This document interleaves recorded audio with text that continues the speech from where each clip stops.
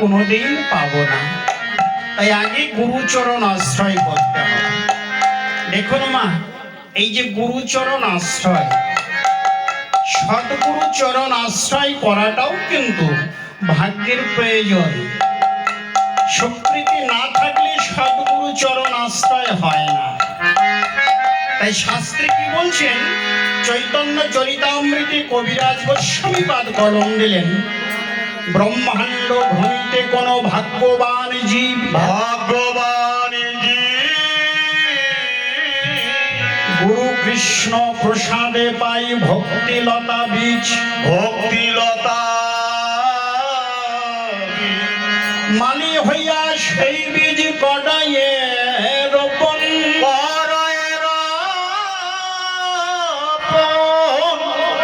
শ্রবণ কীর্তন জলে কডায়ে সিঞ্চন। কি বললেন? ব্রহ্মাণ্ড ভ্রমিতে কোনো ভাগ্যবান জীব।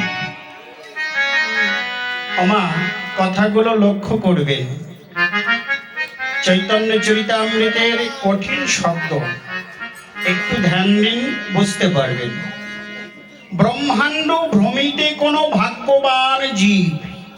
এই যে বিশ্ব ব্রহ্মাণ্ড ভ্রমণ করছি, আমরা কিন্তু এক একটা জন্ম শেষ করছি, আর একটা জন্ম পাচ্ছি, এভাবে আমরা ব্রহ্মাণ্ড ভ্রমণ করছি। কিন্তু আমরাও করে এসেছি।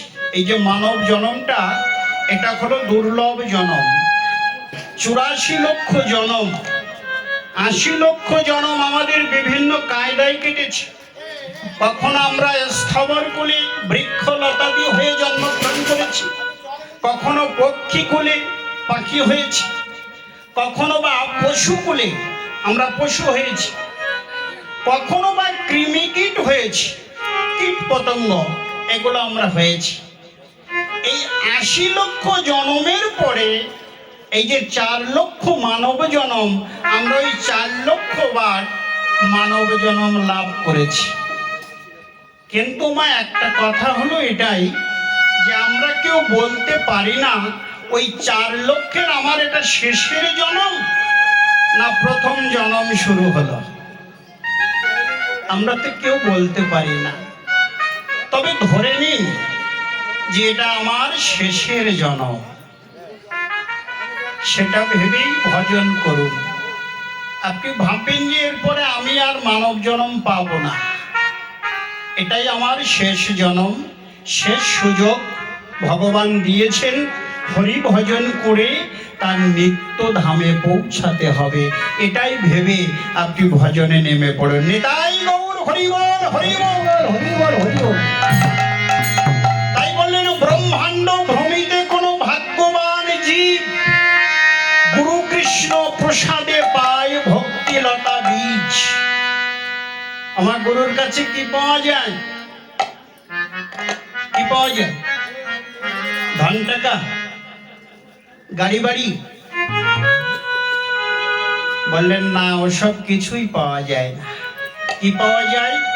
বললেন ভক্তিলতা বীজ। এই বীজটি আপনি বাজার ঘাটে কোথাও কিনতে পাবেন না। কোথায় পাওয়া যাবে? একমাত্র গুরুর চরণে। আপনি যখন গুরুচরণ আশ্রয় করবেন, তখন গুরুদেব আপনাকে ভক্তিলতা বীজটি দান করবে। এবার আপনি যখন বীজটি দান করলো, এবার হলেন আপনি বীজের মালিক। তাই বললেন, মালি হইয়া সেই বীজ করায়ে রোপণ, শ্রবণ কীর্তন জলে করায়ে সিঞ্চন। এবার আপনি হয়েছেন মালিক। বীজটা তো লাগাতে হবে। দেখবেন আগের দিনে আমরাও দেখেছি, আমরা তো ছোট ছোট, আমরাও দেখেছি ওই কুলগুরুদেব ছিলেন, কুলগুরু।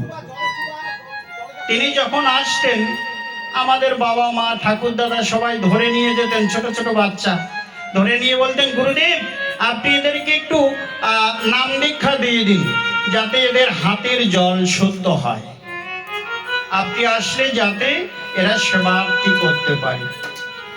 কিন্তু আমার প্রশ্ন এটাই মা, শুধু কি নাম নিলেই হাতের জল শুদ্ধ হয়ে যায়?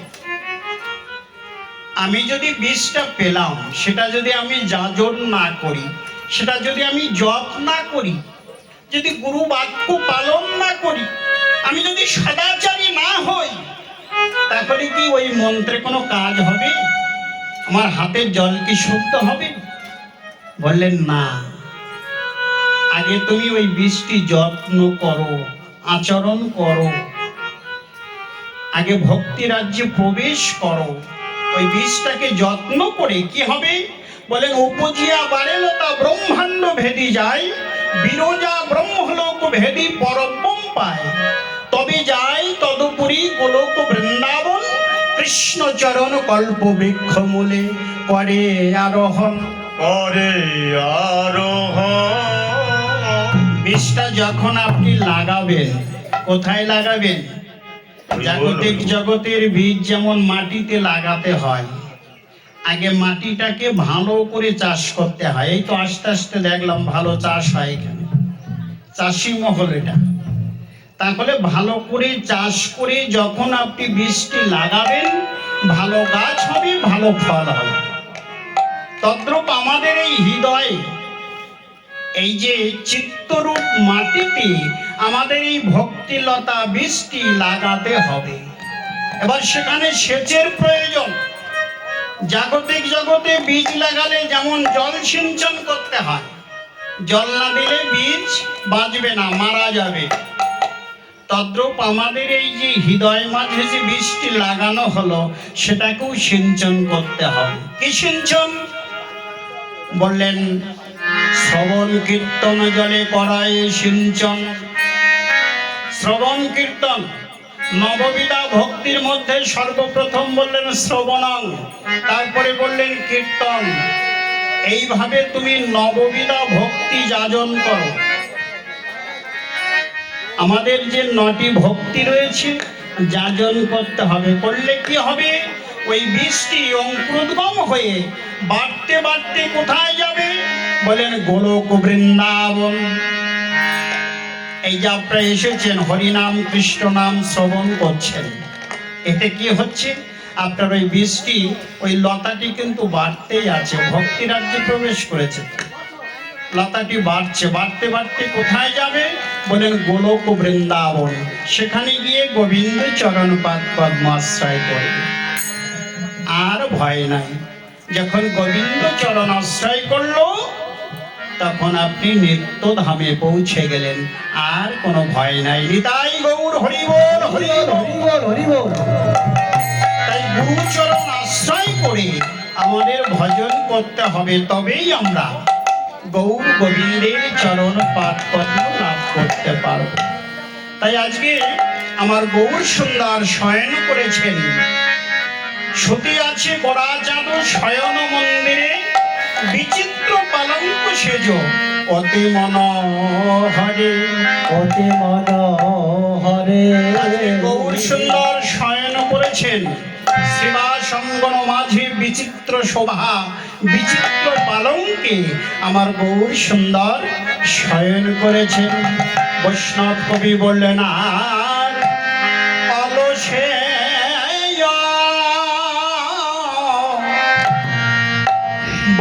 বসতনো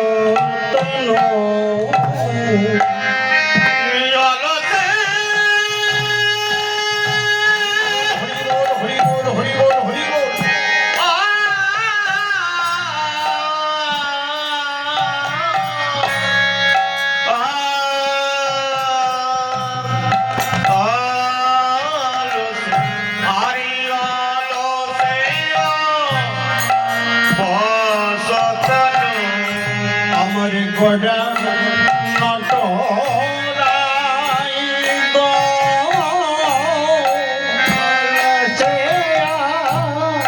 বসয়ঙ্গ গোড়া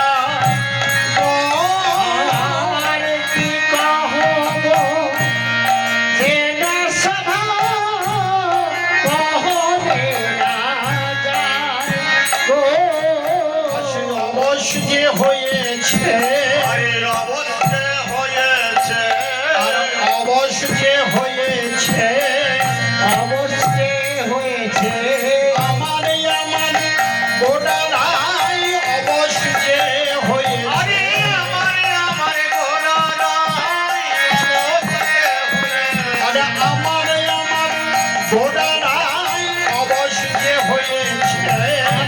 আমার গোড়ারা, আরে যাই রে রূপের বলিহারি, আমার গোড়া, হরি আরে গানের উপরে বলে হরি, আমার গোড়া, আরে গানের উপরে বলে হরি, আমার গোড়ারা অবশ যে হয়েছে। গোড়া নটরা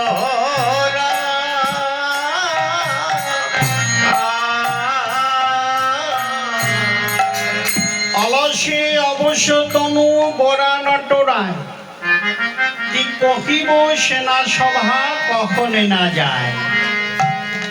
আজকে গৌর সুন্দর শ্রীবাস অঙ্গন মাঝে শয়ন করেছেন। এই যে শ্রীবাস অঙ্গন, শ্রীবাস, শ্রীবাস শব্দের অর্থ কি? বলেন শ্রী শব্দের অর্থ হলো সুন্দর, আর বাস শব্দের অর্থ হলো বাসস্থান। যে বাসাটা সুন্দর, আমার গৌর হরি সেই বাসাতেই বাস করে। নিতাই গৌর হরি বল। হরি বল, হরি বল, হরি বল। আমা শ্রীবাস অঙ্গন কোথায় গো? কোথায়? নবদ্বীপে। আমাদের নবদ্বীপে অবস্থিত শ্রীবাস অঙ্গন। গিয়েছেন তো সবাই? বেশ।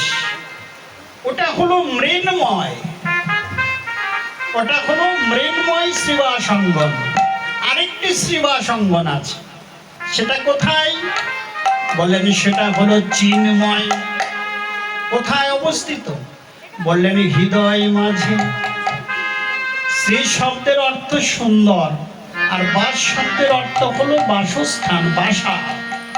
তাহলে যার হৃদয়টা সুন্দর, যিনি গুরুচরণ আশ্রয় করে ভজন করছেন, বললেন তার বাসা, ভক্তের হৃদয়ে ভগবানের সতত বিশ্রাম। সেই বাসাতেই গৌর সুন্দর থাকেন, যার বাসাটি সুন্দর। তাই আমাদেরও বাসাটি সুন্দর করতে হবে। হিংসা, নিন্দা, অহংকার এগুলোকে সব দূরীভূত করতে হবে, পরিষ্কার করতে হবে, বাসাটা সুন্দর করতে হবে। সুন্দর বাসা করলে পরে আমার গৌর সুন্দর সেই বাসাতেই সর্বদাই বিশ্রাম নেবে। হরি বল, হরি বল, হরি তাই বল। শ্রীবাস অঙ্গনে সারা নিশি কীর্তন করেছিলেন আমার গৌর সুন্দর। এই যে এখানেও কীর্তন হয়েছে, এটা শ্রীবাস অঙ্গন। গতকাল সারা দিন এবং নিশিতে কীর্তন হয়েছে। কি কীর্তন? বললেন হরিনাম সংকীর্তন।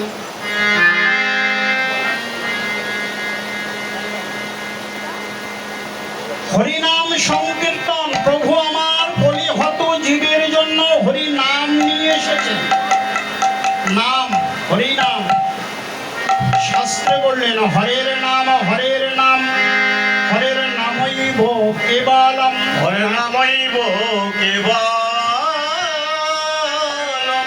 কলৌ নাস্তেব নাস্তেব নাস্তেব গতিরন্যথা।